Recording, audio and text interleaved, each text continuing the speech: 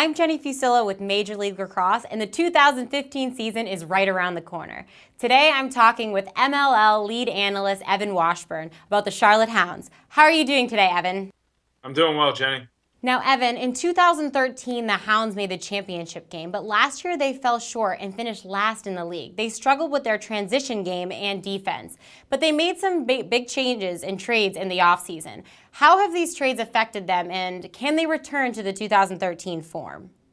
Well, it was a surprise to see how far they did fall in 2014 after what was a pretty magical run. But what people forget is in 2013, they finished the season, I think, 500. So they barely got into the playoffs. And then, as we know, in any sport, anything can happen.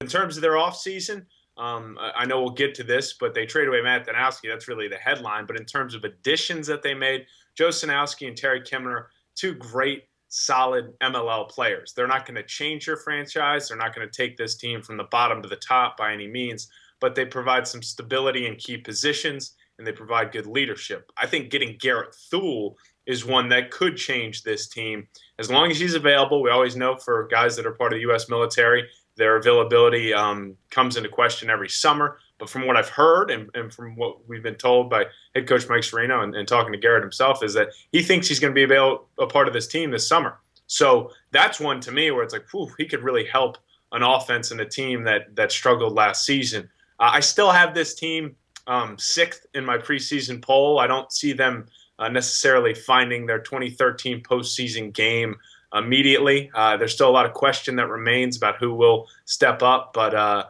I do think that some of these offseason moves provide depth and a little bit of stability to a team that definitely had a disappointing last season. Now they're starting off their season against the Rattlers, who were one goal away from winning it all last year. And for the Rattlers, there's a lot of their players that are still playing indoor.